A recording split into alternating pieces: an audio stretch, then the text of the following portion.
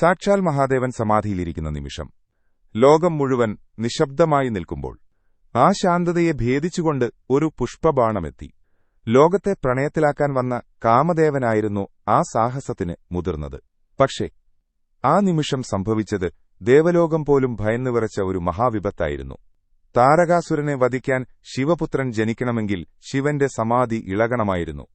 അതിനായി ഇന്ദ്രൻ അയച്ചതായിരുന്നു കാമദേവനെ. തന്റെ വില്ലിൽ നിന്ന് വസന്തത്തിന്റെ അമ്പുകൾ ശിവനു നേരെ കാമദേവൻ തൊടുത്തു. ശിവന്റെ ധ്യാനം തടസ്സപ്പെട്ടു. പ്രപഞ്ചം മുഴുവൻ വിറച്ചു. ആ കോപം ആഴക്കടലുകളെപ്പോലും വറ്റിക്കാൻ പോന്നതായിരുന്നു. മഹാദേവൻ തന്റെ നെറ്റിയിലെ മൂന്നാം കണ്ണു തുറന്നു. അതിൽ നിന്ന് പുറപ്പെട്ടത് പ്രപഞ്ചത്തെ മുഴുവൻ ദഹിപ്പിക്കാൻ ശേഷിയുള്ള അഗ്നിജ്വാലകളായിരുന്നു. ആ ചുവന്ന അഗ്നിക്കുമുന്നിൽ അഴകിന്റെ ദേവനായ കാമദേവൻ നിമിഷങ്ങൾക്കുള്ളിൽ കത്തിയമർന്നു. വെറുമൊരു ചാരമായി കാമദേവൻ നിലത്ത് വീണപ്പോൾ പ്രണയമില്ലാത്ത, വികാരങ്ങളില്ലാത്ത ഒരു ലോകമായി ഭൂമി മാറുമെന്ന് എല്ലാവരും ഭയന്നു. കാമദേവന്റെ പത്നിയായ രതിയുടെ നിലവിളി കൈലാസത്തെ നടുക്കി. ഒടുവിൽ പാർവതീദേവിയുടെ അപേക്ഷപ്രകാരം കാമദേവന് പുനർജന്മം നൽകാൻ ശിവൻ തീരുമാനിച്ചു. പക്ഷേ ഒരു നിബന്ധനയുണ്ടായിരുന്നു.